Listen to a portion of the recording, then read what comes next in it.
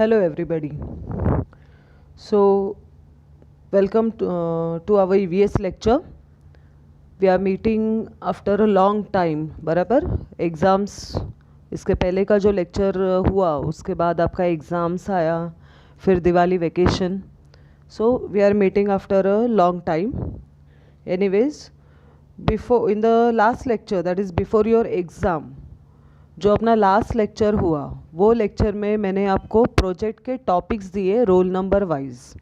ठीक है. और उन प्रोजेक्ट टॉपिक्स के बारे में मैंने आपके साथ मतलब डिस्कशन भी किया, आपको इंस्ट्रक्शंस भी दिया कि किस तरह से आपको इंट्रोडक्शन लिखना है, ऑब्जेक्टिव्स लिखना है, राइट. हर एक टॉपिक के हिसाब से मैंने आपको थोड़ा बहुत गाइड किया है, इंस्ट्रक्शंस दिया है. सो again today I am going to repeat that instructions because see मैंने देखा है कि तुम लोग लेक्चर जो है पूरा सुनते नहीं हो. बाकी सब्जेक्ट्स का मुझे पता नहीं सुन रहे हो या नहीं, लेकिन ईवीएस का मैंने देखा है कि तुम लोग लेक्चर नहीं सुन रहे हो. और मैं जो इंस्ट्रक्शंस तुम लोग को लेक्चर में दे रही हूँ उसी के ऊपर तुम लोग बार बार वही क्वेश्चंस पूछ रहे हो.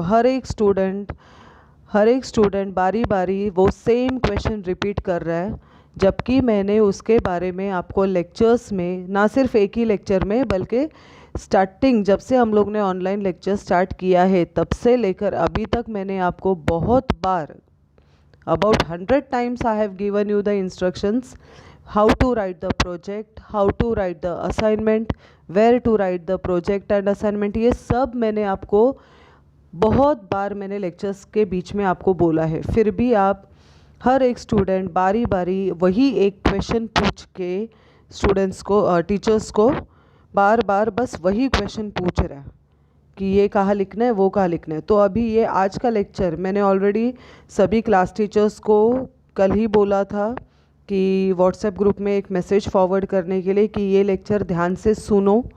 इसमें मैं जो भी डाउट्स आपको जैसे जैसे आपने डाउट्स पूछा है वो पूरे डाउट्स का क्लैरिफिकेशन मैं अभी ये लेक्चर में दूंगी तुमको वापस. हालांकि मैंने पहले भी दिया हुआ है पूरा इंस्ट्रक्शंस, फिर भी मैं फिर से अभी आपको इंस्ट्रक्शंस दे रही हूँ. जो भी आपका डाउट्स है वो सब क्लियर कर रही हूँ मैं ये लेक्चर में. ये लेक्चर अभी ध्यान से सुनो. ये लेक्चर के बाद में भी अगर फिर से तुम लोग वही सेम क्वेश्चंस पूछ रहे हो तो उसका तुमको कोई भी आंसर नहीं मिलेगा, इतना ध्यान में रखो. सो बेटर ये लेक्चर जो है वो ठीक से सुनो. अब ये प्रोजेक्ट टॉपिक्स का लेक्चर, राइट. प्रोजेक्ट टॉपिक्स मैंने आपको दिया है. वो टॉपिक्स पे जाने के पहले कुछ पॉइंट्स मैं बता रही हूँ, वो ध्यान से सुनो. सबसे पहला डाउट जो मुझे पूछा है और हर एक स्टूडेंट ने मुझे पूछा है बारी बारी वो डाउट ये है कि प्रोजेक्ट लिखना किस में है. तुम लोग को मैंने कितनी बार बोला है कि असाइनमेंट और प्रोजेक्ट तुम लोग को तुम्हारी ईवीएस के नोटबुक में लिखना है. अब ये ईवीएस का नोटबुक मतलब कौन सा नोटबुक? जो लास्ट ईयर तुम लोग को याद रहेगा मैंने क्लास रूम में मैं जो इंस्ट्रक्शन देती हूँ वो लिखने के लिए तुम लोग को एक नोटबुक बनाने को बोला था. जैसे तुम लोग हर सब्जेक्ट के लिए बनाते हो ना, एक लॉन्ग नोटबुक बनाते हो, तो उसी तरह से मैंने ईवीएस के लिए भी एक नोटबुक बनाने को बोला था कि जो भी मैं इंस्ट्रक्शन दे रही हूँ तुम लोग को क्लास में प्रोजेक्ट के बारे में, असाइनमेंट के बारे में, वो सब इंस्ट्रक्शन जो है वो नोटबुक में लिखना है. अपना ईवीएस से रिलेटेड जो भी मैं बता रही वो सब उस नोटबुक में लिखना है. सिंपल एक लॉन्ग नोटबुक जो रहता है. मैंने तुम लोग को ये भी बोला है कि अगर लास्ट ईयर का नोटबुक है तुम्हारे पास उसी में कंटिन्यू करो आगे. दूसरा न्यू नोटबुक परचेस करने की ज़रूरत नहीं है. फिर भी तुम लोग बारी बारी मुझे इतनी बार ये क्वेश्चन पूछा है कि लिखना किस में है. सो ये अभी मैं फाइनल लास्ट टाइम मैं तुम लोग को बता रही हूँ. प्रोजेक्ट लिखना है तुम लोगों को तुम्हारी ईवीएस के नोटबुक में. जैसे हर सब्जेक्ट के लिए हम लोग एक एक नोटबुक बनाते हैं ना क्लासरूम में, जो टीचर पढ़ा रही है वो पॉइंट्स लिखने के लिए, वैसे ईवीएस के लिए भी एक नोटबुक तुम लोगों ने बनाया था 11th स्टैंडर्ड में. नहीं बनाया रहेगा तो अभी बना दो. और उसी में तुम लोगों को अभी फ़िलहाल तुम्हारा 5 असाइनमेंट्स जो मैंने हर चैप्टर के एंड में बताया है, एंड एक प्रोजेक्ट, ये तुम लोगों को तुम्हारा ईवीएस नोटबुक में लिख के रखना है। अभी ये मत पूछो कि लॉन्ग नोटबुक लेना है कि स्मॉल नोटबुक लेना है, तुम्हारे पास जो नोटबुक अवेलेबल है उसमें लिखो, वो लॉन्ग रहने दो स्मॉल रहने दो, ये तुम्हारा फाइनल सबमिशन नहीं है वो नोटबुक, उसमें सिर्फ तुमको लिख के रखना है। बाद में नेक्स्ट मंथ दिसंबर या जनवरी में हमको पता चल जाएगा कि बोर्ड का प्रोजेक्ट बुक मार्केट में आया है या नहीं। अब बोर्ड ने जो इंस्ट्रक्शन दिया है हमको कुछ वीक्स पहले ट्रेनिंग में, वो ये है कि बोर्ड का एक प्रोजेक्ट बुक मार्केट में आ जाएगा दिसंबर या जनवरी में। तो हम लोग आपको उस हिसाब से इंस्ट्रक्शन देंगे कि वो नोटबुक कॉलेज से ही प्रोवाइड करेंगे या तुमको ख़रीदना है, ये हम लोग बता देंगे बाद में। तो फाइनल जो तुम्हारा सबमिशन है, जो फाइनल तुम लोग मुझे प्रोजेक्ट और असाइनमेंट सबमिट करोगे, वो उस प्रोजेक्ट बुक में रहेगा जो बोर्ड का है, लेकिन वो बाद में, अभी नहीं। अभी फ़िलहाल तुम लोगों को ईवीएस का प्रोजेक्ट और 5 असाइनमेंट्स ईवीएस नोटबुक, या तो लॉन्ग नोटबुक या फिर स्मॉल नोटबुक, उसमें ही लिखना है। कोई भी पेन यूज़ करो, ब्लू ब्लैक कोई भी पेन यूज़ करो। प्रोजेक्ट से रिलेटेड कोई भी पिक्चर्स फोटोग्राफ्स चिपकाने की या कलेक्ट करने की ज़रूरत नहीं है, ठीक है। ये हो गया फर्स्ट डाउट। फिर एक कुछ स्टूडेंट ने ये भी पूछा था, साइंस के स्टूडेंट्स ने, कि प्रोजेक्ट बुक तो सॉरी ईवीएस नोटबुक तो मिस के पास है, तो ईवीएस नोटबुक कौन सा तुम्हारा मेरे पास है? मेरे पास तुम्हारा कोई भी ईवीएस का नोटबुक नहीं है। लास्ट ईयर ये अपना लॉकडाउन होने के पहले जो लोग ने सबमिट किया था प्रोजेक्ट बुक्स, वो मेरे पास है, वो भी सबका नहीं आया है, only 50% of students have submitted. तो वो ईवीएस नोटबुक नहीं है, वो प्रोजेक्ट बुक है, उसमें तुम लोगों को कुछ भी नहीं करना है फ़िलहाल। Got that? तो समझ में आया ये फर्स्ट पॉइंट। 5 असाइनमेंट और प्रोजेक्ट जो है वो तुमको अभी फ़िलहाल ईवीएस नोटबुक में लिखना है। वो नोटबुक लॉन्ग नोटबुक रहने दो या स्मॉल नोटबुक रहने दो, वो सिर्फ एक जैसे हम लोग क्लास वर्क करते वैसे सिर्फ लिख के रखना है। Got that? और बाद में जब मैं बताऊंगी फाइनल सबमिशन किस में करना है, तो जस्ट तुम लोगों को ये प्रोजेक्ट और 5 असाइनमेंट उसमें कॉपी करना पड़ेगा प्रोजेक्ट बुक में फाइनल, वो अभी तक तुमको नहीं दिया है। क्लियर? ओके। अब सेकंड जो डाउट था वो था कि how to select the project topics. Project topics कौन सा रोल नंबर से सिलेक्ट करना है, ये तुम लोगों ने पूछा था, ठीक है। तो अभी देखो, जब मैंने तुमको प्रोजेक्ट का टॉपिक्स दिया 2 हफ्ते पहले, तभी तुम्हारे पास 12th स्टैंडर्ड का रोल नंबर नहीं था, राइट। अभी तक तुम लोग 11th स्टैंडर्ड का रोल नंबर ही फॉलो कर रहे हो। तो जो टॉपिक्स मैंने दिया है, टॉपिक और रोल नंबर, मैंने कैसा दिया तुम लोगों को, व्हाट्सएप ग्रुप में भी क्लास टीचर्स ने डाला हुआ है टॉपिक और उसके आगे रोल नंबर। तो वो रोल नंबर कौन सा तुमको देखना है, 11th स्टैंडर्ड में जो तुम्हारा रोल नंबर था, वो रोल नंबर के हिसाब से तुमको टॉपिक अलॉट किया है मैंने। तो देखो तुम्हारा रोल नंबर कौन से टॉपिक में आ रहा है, वो टॉपिक तुम्हारा प्रोजेक्ट टॉपिक है। Got that? जैसे देखो अभी ये मैंने फर्स्ट टॉपिक इधर मैं पढ़ रही हूँ, visit a local distributor of chemical pesticides, make a list of commonly used pesticide used for which crops, ठीक है। ये तो ये टॉपिक कौन कौन से रोल नंबर को दिया है, रोल नंबर 1, 16, 31, 46, 61, 76, 91, 106, 121, 136 और 151।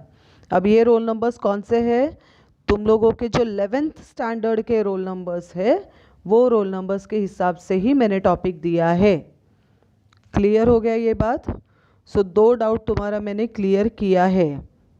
थर्ड पॉइंट ये है कि मार्किंग स्कीम जो हम लोगों ने डिस्कस किया था टॉपिक्स के पहले वाले लेक्चर में, मैंने मार्किंग स्कीम दी है आपको, है ना। 7 पॉइंट्स है उसमें, सिलेक्शन ऑफ द टॉपिक मतलब इंट्रोडक्शन, फिर ऑब्जेक्टिव्स है, रेलेवेंस है, मेथडोलॉजी है 4th पॉइंट, 5th पॉइंट है observation, 6 point is analysis and 7 point is result. और हर एक पॉइंट को अलग अलग मार्क्स है, तो तुम लोगों को प्रोजेक्ट जो है उन पॉइंट्स के हिसाब से ही लिखना है। कितना लाइंस लिखना है वो भी मैंने बोला। इंट्रोडक्शन तुम लोग को 8 to 10 लाइंस लिखना है। ऑब्जेक्टिव्स जो है वो आपको एटलीस्ट 4 ऑब्जेक्टिव्स डिटेल में लिखना है।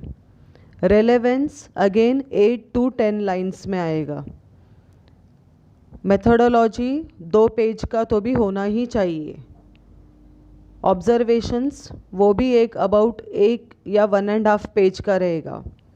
एनालिसिस में ग्राफ आएगा एंड उस ग्राफ का एक्सप्लेनेशन। एनालिसिस में या तो ग्राफ आएगा या फिर पाई डायग्राम, जो भी बना रहे हो। ग्राफ बना रहे हो तो ग्राफ का एक्सप्लेनेशन दो, पाई डायग्राम बना रहे हो तो पाई डायग्राम का एक्सप्लेनेशन दो। फिर लास्ट रिजल्ट है। रिजल्ट भी पूरा 1 पेज का आता है, ठीक है। ईवीएस में हर एक पॉइंट को समझो 3 मार्क है, 4 मार्क है, तो वो इसका मतलब ये नहीं कि 3 मार्क के लिए 3 पॉइंट लिखो, नहीं, तुम लोगों को लिखना है ज़्यादा। एंड उसके बाद में प्रोजेक्ट रिपोर्ट और वाइवा, ये भी मैंने दिया था, राइट। तो प्रोजेक्ट रिपोर्ट और प्रोजेक्ट का पॉइंट सेम है, सिर्फ प्रोजेक्ट रिपोर्ट जो है वो क्या रहेगा, वो इन शॉर्ट लिखना है। देखो हम लोग पूरा रिसर्च करते हैं, वो बहुत लेंदी हो जाता है, लेकिन सबमिशन के वक्त हम लोग उस रिसर्च का एक रिपोर्ट सबमिट करते हैं। तो उसी तरह से तुम लोगों को प्रोजेक्ट लिखना है और प्रोजेक्ट के बाद में प्रोजेक्ट रिपोर्ट भी लिखना है। प्रोजेक्ट रिपोर्ट और ओरल एग्ज़ाम, ये एक्सटर्नल एग्जामिनर का पॉइंट्स है।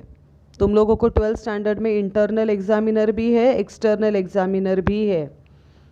प्रोजेक्ट का टोटल 30 मार्क्स है, वो 30 मार्क्स में से 20 मार्क्स है इंटरनल एग्जामिनर का एंड 10 मार्क्स है एक्सटर्नल एग्जामिनर का। इंटरनल एग्जामिनर का 7 पॉइंट्स है, जो अभी अभी मैंने बोला इंट्रोडक्शन से लेकर रिजल्ट तक, उसका हो जाता है 20 मार्क्स। और एक्सटर्नल एग्जामिनर का 2 पॉइंट्स है, प्रोजेक्ट रिपोर्ट है एंड ओरल एग्ज़ाम मतलब वाइवा, उसके लिए है 10 पॉइंट्स। तो तुम लोग प्रोजेक्ट भी लिखना है और प्रोजेक्ट के बाद में प्रोजेक्ट रिपोर्ट भी लिखना है, ठीक है। अब रिपोर्ट में कौन से पॉइंट्स है, सेम पॉइंट्स है जो ऑलरेडी तुम लोगों ने प्रोजेक्ट में लिखा है। सिर्फ दोनों में फ़र्क क्या है कि रिपोर्ट जो है वो तुम लोग थोड़ा समराइज करके लिखोगे, मतलब क्या करोगे, शॉर्टकट में लिखोगे। अगर तुम्हारा प्रोजेक्ट जो है वो 10 पेज का हो रहा है तो तुम्हारा प्रोजेक्ट रिपोर्ट जो है वो 4 या 5 पेज का ही होगा। समझ में आ रही है बात, ठीक है। सो ये एक पॉइंट हो गया। नेक्स्ट है असाइनमेंट्स के बारे में। अभी असाइनमेंट टोटल 5 असाइनमेंट्स मैंने आपको दिया है। हर एक चैप्टर के एंड में मैंने उस चैप्टर का असाइनमेंट भी आपको एक्सप्लेन किया है।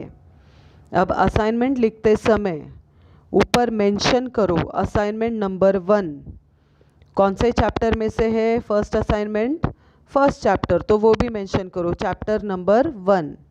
फिर उस असाइनमेंट का क्वेश्चन क्या है वो क्वेश्चन लिखो। वो क्वेश्चन लिखने के बाद में उस असाइनमेंट का आंसर लिखना है। अब असाइनमेंट के लिए कितना आंसर लिखना है, हर एक असाइनमेंट के लिए कितना चाहिए आंसर, हमको 1 पेज बैक टू बैक चाहिए हमको, ठीक है। बैक टू बैक चाहिए हमको, एक्चुअली 2 पेजेस होता है वो, लेकिन बैक टू बैक मतलब पूरा एक फुल स्केप नहीं आएगा। समझ में आ रहा है, हाँ। सो 2 पेजेस लेकिन बैक टू बैक, उतना ही लिखना है आपको असाइनमेंट का आंसर, उससे ज़्यादा नहीं, क्योंकि एक असाइनमेंट के लिए सिर्फ 4 मार्क्स है। समझ में आया। तो ये एक डाउट पूछा था स्टूडेंट्स ने, तो मेरे ख्याल से मैंने सारे जो डाउट्स है जो तुम लोग मैसेज भेजते हो ना क्लास टीचर्स को कि मैडम ये डाउट है वो डाउट है, तो वो मैंने पूरा क्लियर किया है। अभी ईवीएस के लिए तुम लोगों को कोई भी बुक फ़िलहाल तो भी ख़रीदना नहीं है। एक छोटा नोटबुक बनाओ या लॉन्ग नोटबुक बनाओ, उसी में असाइनमेंट और प्रोजेक्ट लिख के रखो। फाइनल सबमिशन किस में करना है वो तुम लोगों को बाद में मिल जाएगा इंस्ट्रक्शन, उस हिसाब से फिर बाद में जस्ट तुम लोगों को कॉपी करना पड़ेगा इस नोटबुक में से वो दूसरा नोटबुक में, बाकी कुछ करना नहीं है। और फाइनल डेट के लिए रुको मत, सबमिशन डेट के लिए रुको मत, अभी पूरा प्रोजेक्ट और असाइनमेंट्स लिख के रख दो, कंप्लीट कर दो, बिकॉज वी नेवर नो आगे क्या होगा। ये अभी ये लॉकडाउन वगैरह होने के बाद 7-8 महीने हम लोग घर में ही बैठे रहेंगे, ये किसी को पता था क्या? नहीं। तो आगे भी बोल नहीं सकते क्या होगा, इसलिए जैसे टीचर्स अभी इंस्ट्रक्शन दे रहे हैं कि ये करके रखो, वो करके रखो, तो प्लीज़ फॉलो दैट इंस्ट्रक्शन। ये मत सोचो कि ईवीएस के लिए ग्रेड है तो कुछ नहीं किया तो चलेगा, बिल्कुल भी नहीं चलेगा। ग्रेड का मैं तुम लोग को बता रही हूँ फिर से, 4 ग्रेड है, A B C D, जिसमें जो D ग्रेड है वो होता है फेलियर का ग्रेड। ये ग्रेड किसको दिया जाता है? जो प्रोजेक्ट असाइनमेंट सबमिट नहीं करता बिल्कुल भी, उसको ये D ग्रेड जाएगा। या फिर जो सबमिट किया है लेकिन उसमें लिखा कुछ नहीं है, मतलब पासिंग मार्क्स नहीं मिला है, उसको D ग्रेड जाएगा। सो ये मत सोचो कि ग्रेड है तो कुछ नहीं किया तो भी चलेगा, क्या? बिल्कुल भी नहीं चलेगा। जब तक मेरे सामने तुम्हारा प्रोजेक्ट और असाइनमेंट्स नहीं है तब तक तुम लोगों को 1 मार्क भी नहीं मिलेगा ईवीएस के लिए। 50 मार्क्स है, वो 50 में से तुम लोगों को पासिंग 18 मार्क्स चाहिए, तभी तुम्हारा जो ग्रेड है वो पासिंग का ग्रेड जाएगा, या तो A B या C, नहीं तो D ग्रेड जाएगा। और D ग्रेड गया मतलब क्या? फेल। और अगर ईवीएस और पीटी में फेल हो रहे हो तो तुमको 12th स्टैंडर्ड फिर से रिपीट करना पड़ेगा, उसके लिए कोई भी री एग्ज़ाम नहीं है। डायरेक्ट तुमको पूरा साल जो है वो तुम्हारा वेस्ट हो जाएगा, फिर से तुम लोगों को 12th का एग्ज़ाम देना पड़ेगा। सो ये बात ध्यान में रखो तुम लोग। सो समझ में आ रहा है ये बात? सो ये डाउट्स में जो भी डाउट्स मुझे पूछे गए थे लेक्चर के टाइम पे या फिर बाद में तुम लोग व्हाट्सएप करके पूछते हो क्लास टीचर्स को, वो सभी डाउट्स मैंने क्लियर किया है। अभी लेक्चर जो ध्यान से सुनेगा उसको ये सब डाउट्स क्लियर हो जाएंगे। लेकिन इतना श्योर है कि कल अगर लेक्चर के बाद जो भी डाउट पूछा तो I am not going to clear that doubt. मैं सीधे फिर सर को इन्फॉर्म कर दूंगी कि students are not attending the lectures properly and unnecessarily asking these questions. Got that? Okay. Now, see, topics already I have given you, but just for your information, some of the topics I will explain again. Like, see, in the previous lecture, I have already given instructions कि कैसे लिखना है आपको project, right? जैसे देखो अभी इधर एक प्रोजेक्ट टॉपिक है, write about the environmental issues in your village और सिटी और area on the basis of the following points. 3 points दिया है, population growth, solid waste problem and pollution. तो तुम लोग इंट्रोडक्शन में एनवायरमेंटल इश्यूज़ के बारे में इंट्रोडक्शन में लिखोगे कि व्हाट आर एनवायरमेंटल इश्यूज़, फिर ये थोड़ा population growth, solid waste problem और पोल्यूशन का बारे में लिखो उधर इंट्रोडक्शन में। फिर तुम्हारा ऑब्जेक्टिव्स में भी तुम्हारा क्वेश्चन क्या है, डायरेक्ट वो क्वेश्चन में क्या क्या पढ़ने वाले हो तुम लोग, एनवायरमेंटल इश्यूज़ के बारे में क्या क्या इन्फॉर्मेशन ढूंढने वाले हो प्रोजेक्ट में, वो लिखो तुम लोग ऑब्जेक्टिव्स में। कितना ऑब्जेक्टिव लिखना है? 4 ऑब्जेक्टिव लिखना है, ठीक है। उसके बाद में क्या है? इम्पॉर्टेंस मतलब रेलेवेंस। तो why we should study environmental issues, ये क्यों ज़रूरी है, ये सब लिखना है आपको रेलेवेंस में। रेलेवेंस में आप एग्जांपल्स दे सकते हो कि जैसे सपोज़ सॉलिड वेस्ट प्रॉब्लम बोला मैंने, तो सॉलिड वेस्ट अगर प्रॉपरली डिस्पोज नहीं किया, if we do not dispose the solid waste properly, then how it becomes problematic, what is its effect. So that examples you can give the examples of different dumping grounds in our city या फिर nearby city and all, that examples of dumping ground you can give कि how the dumping grounds are turning into huge mountains of garbage. और अगर dumping ground पे इतने बड़े बड़े mountains रहेंगे कचरे के, तो वहाँ पर जो आसपास लोग रहते हैं उनको कितनी तकलीफ़ होती है, ये सब बता सकते हो आप रेलेवेंस में। इसका मतलब क्या है कि सॉलिड वेस्ट प्रॉब्लम जो है वो कोई सिंपल इशू नहीं है, it is a major problem. समझ में आया? तो तुम्हारा जो प्रोजेक्ट का पॉइंट्स है ना, जैसे इंट्रोडक्शन, ऑब्जेक्टिव्स, रेलेवेंस, इसमें वो जो तुम्हारा मेन क्वेश्चन दिया है ना मैंने टॉपिक, वो क्वेश्चन के बारे में इंफॉर्मेशन लिखना है आपको। फिर मेथडोलॉजी में क्या लिखोगे, प्रोसीजर लिखोगे जो तुम लोगों ने फॉलो किया है for getting the information of your project. बराबर, तुम्हारा जो प्रोजेक्ट है उसकी इंफॉर्मेशन कलेक्ट करने के लिए तुम या तो बुक्स रेफ़र करोगे, या फिर मैगज़ीन रेफ़र करोगे, या फिर किसी का इंटरव्यू लोगे, या फिर खुद जाके सर्वे करोगे।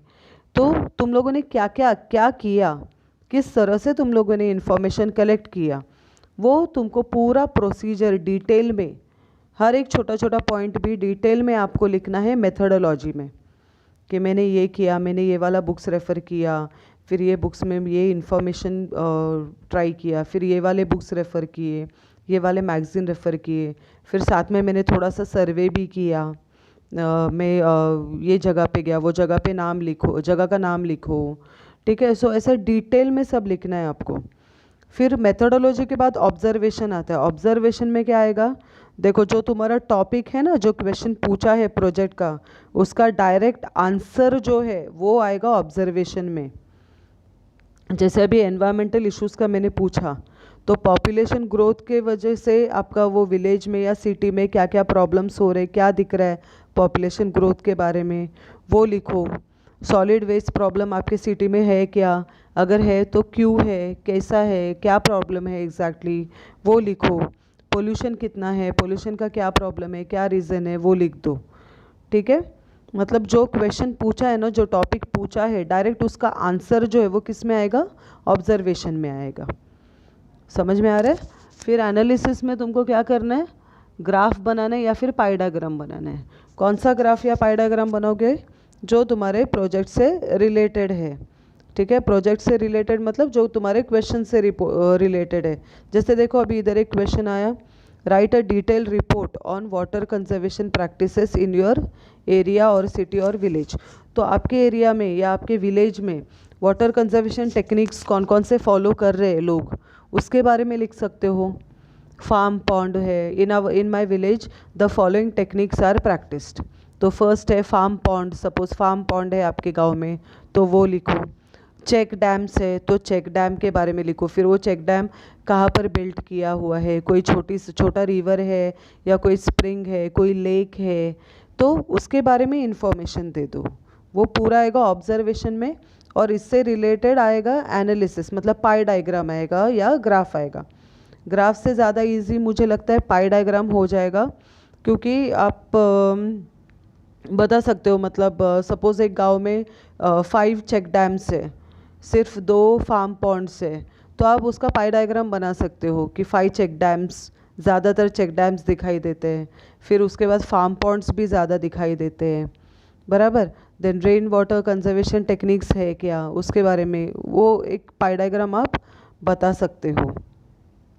ठीक है, तो ये हो गया एनालिसिस। और रिज़ल्ट में जो है, रिज़ल्ट में आपका खुद का ओपिनियन आपको लिखना है। ठीक है, आप उस इशू के बारे में, उस टॉपिक के बारे में आपको क्या लगता है, व्हाट इज़ योर व्यू। देखो पूरा प्रोजेक्ट आपने स्टडी किया, आपको पूरा पता चला कि ये प्रॉब्लम किसके वजह से है, इसका ऊपर क्या सॉल्यूशन है, इसका इम्पोर्टेंस क्या है, इससे कितना इफ़ेक्ट हो रहा है, सब आपने स्टडी किया। तो एक आपका एक व्यू जो है, एक ओपिनियन वो प्रॉब्लम के बारे में, वो आपको लिखना है रिजल्ट में। जैसे देखो अभी ये क्वेश्चन नंबर 11th मैंने दी है, make a list of environmental impacts due to tourism. ठीक है, तो आपका व्यू आपको लिखना है। कोई भी एक जगह के बारे में आप सोचो कि वहाँ पर टूरिज़्म कैसे बढ़ते जा रहा है, क्यों बढ़ते जा रहा है, लेकिन वो टूरिज़्म का वो जगह पे क्या इफ़ेक्ट हो रहा है, वो पूरा आपने ऑलरेडी स्टडी किया है। तो आपका व्यू लिखना है, आपका ओपिनियन लिखना है कि वो जगह ज़्यादा पोल्यूटेड हो रही है या नहीं, अगर हो रही है तो उसका ऊपर सोल्यूशन क्या है, ये आपका व्यूज़ आपको लिखना है उसमें। ठीक है, ये एनर्जी ऑडिट, इसके बारे में 13th टॉपिक देखो, carry out energy audit of your house based on guidelines given in activity 1। देखो ये आपका टेक्स्ट बुक में पेज नंबर 50 पे एक्टिविटी 1 का एक टेबल दिया है, बहुत ही सिंपल टेबल है, जस्ट आपको वो टेबल बनाना है आपके प्रोजेक्ट बुक में ऑब्जर्वेशन का पार्ट में, एंड उसको फिल करना है। सिमिलरली देखो, also study the electricity bill as given in activity 2, that is page number 51। Page number 51 पे इलेक्ट्रिसिटी बिल से रिलेटेड एक टेबल दिया है, छोटा सा टेबल है, बहुत ईजी है। अगेन वो सेम टेबल आपको बुक में बना के उसको जस्ट फिल करना है, ज़्यादा कुछ नहीं है इसमें। जो भी टॉपिक्स आपको दिया हुआ है वो सभी टॉपिक्स बहुत इजी है, बहुत सिंपल है, कुछ इधर उधर आपको भागना नहीं है इन्फॉर्मेशन लेने के लिए। And one more thing I will tell, 2-3 projects ऐसा है कि जिसमें मैंने लिखा है विजिट या फिर टेक एन इंटरव्यू वगैरह, ऐसा कुछ लिखा हुआ है। तो विजिट लिखा है इसका मतलब कंपलसरी नहीं है तुम लोगों को कि विजिट करना ही है। उस जगह के बारे में तुम लोगों को नेट पे इंफॉर्मेशन मिल जाएगी। अगर उधर विजिट करना आपको इजी है, कन्वीनियंट है, कोई प्रॉब्लम नहीं होगा तो ही विजिट करो, अदरवाइज़ नहीं विजिट करना उधर। नेट पे से भी आपको पूरा इंफॉर्मेशन मिल जाएगा। तो जस्ट वो क्वेश्चन रहने दो वैसे विजिट करके, लेकिन उधर रियल में विजिट करने की ज़रूरत नहीं है। आप लोग उसको नेट पे से भी इंफॉर्मेशन आप निकाल सकते हो। समझ में आ रहा है? सो ये मैंने अभी प्रोजेक्ट और असाइनमेंट से रिलेटेड सभी इंस्ट्रक्शंस आपको दिया हुआ है। मैं फिर से थोड़ा रिपीट करती हूँ। अभी फ़िलहाल ईवीएस का प्रोजेक्ट और 5 असाइनमेंट तुम्हारे ईवीएस के नोटबुक में ही लिखना है। कॉलेज खुलने के बाद मैं तुम लोग को आगे का इंस्ट्रक्शन दूंगी कि फ़ाइनल सबमिशन कब करना है और किस में करना है, ठीक है? टिल देन तुम लोग नोटबुक में ही लिखो, कोई भी पिक्चर्स फोटोग्राफ्स वगैरह कलेक्ट करने की ज़रूरत नहीं है। प्रोजेक्ट तुम्हारा मार्किंग स्कीम के हिसाब से ही होना चाहिए। नेक्स्ट, असाइनमेंट्स 5 असाइनमेंट दिया है मैंने। हर एक असाइनमेंट लिखते समय पहले असाइनमेंट नंबर लिखो, क्वेश्चन लिखो, उसके बाद में उसका आंसर लिखना है। आंसर कितना लिखना है? 2 पेजेस बैक टू बैक लिखना है। समझ में आया? प्रोजेक्ट जब तुम लोग प्रोजेक्ट का इंफॉर्मेशन कलेक्ट कर रहे हो तो इधर उधर जाने की ज़रूरत नहीं है। जितना हो सकता है नेट से इंफॉर्मेशन, घर बैठे बैठे नेट पे से इंफॉर्मेशन कलेक्ट करो। ये जो भी ईवीएस का मैंने टॉपिक दिया और असाइनमेंट्स दिया है वो अभी कंप्लीट करके रखो। डोंट वेट कि मैडम टाइम हम लोग को डेट देगी उसके बाद में हम लोग ढूंढेंगे इन्फॉर्मेशन और कंप्लीट करेंगे। अगर वैसे रुकते हो तो you will be in problem. उससे अच्छा अभी कंप्लीट करके रख दो पूरा, बाद में सिर्फ फाइनल सबमिशन के बुक में कॉपी करना पड़ेगा। Clear? So I think I have completed, I have cleared all your doubts. अगर फिर भी डाउट्स है तो देखते हैं, अभी 23rd से शायद कॉलेजेस खुल जाएगा, तुम लोगों को इंस्ट्रक्शन मिलेगा उसके बारे में जो भी रहेगा। तो फेस टू फेस भी जो भी डाउट है फिर भी वो बाद में पूछ सकते हैं, वो क्लियर हो सकता है। समझ में आया? ओके। सो एंड प्रोजेक्ट का टॉपिक जो है ऑलरेडी तुम लोगों को तुम्हारे क्लास टीचर्स ने व्हाट्सएप ग्रुप में फॉरवर्ड किया है। प्रोजेक्ट का टॉपिक लास्ट ईयर के रोल नंबर से ही, रोल नंबर के हिसाब से ही लेना है, क्योंकि जब मैंने प्रोजेक्ट का टॉपिक्स दिया तभी तुम लोगों को न्यू रोल नंबर्स नहीं मिला था। तो लास्ट ईयर का रोल नंबर्स फॉलो करो प्रोजेक्ट का टॉपिक सिलेक्ट करने के लिए। सिलेक्ट मतलब मैंने ऑलरेडी तुम लोगों को रोल नंबर वाइज ही दिया हुआ है प्रोजेक्ट, तो तुमको और कुछ सिलेक्ट वगैरह करने का नहीं है। हर एक प्रोजेक्ट जो है मेरे हिसाब से एक 10-12 लोगों को एक ही प्रोजेक्ट मिला है, तो एक साथ काम कर सकते हो, एक दूसरे को हेल्प करके इन्फॉर्मेशन कलेक्ट कर सकते हो, लेकिन प्रोजेक्ट हर किसी को अपना अपना अलग लिखना है। एक दूसरे को हेल्प करो इन्फॉर्मेशन कलेक्ट करने के लिए, एक दूसरे का हेल्प लो, लेकिन जब तुम लोग प्रोजेक्ट लिखते हो तभी same to same word to word copy मत करो एक दूसरे का। हर कोई अपना अपना प्रोजेक्ट अलग से लिखेगा, इंडिविजुअल प्रोजेक्ट लिखेगा। हर स्टूडेंट को अलग से मार्क्स है, ग्रुप में मार्क्स नहीं मिलने वाला। ग्रुप में सिर्फ तुमको काम करना है, वो भी अगर तुम चाहते हो तो, क्योंकि 8-10 स्टूडेंट को सेम प्रोजेक्ट मिला है। समझ में आया ये बात? ठीक है। सो काम पे लग जाओ, और बाद में जब फेस टू फेस मिलेंगे नेक्स्ट वीक से, तो और भी कुछ डाउट्स रहेगा तो पूछ सकते हो। Till then, thank you, bye bye, take care.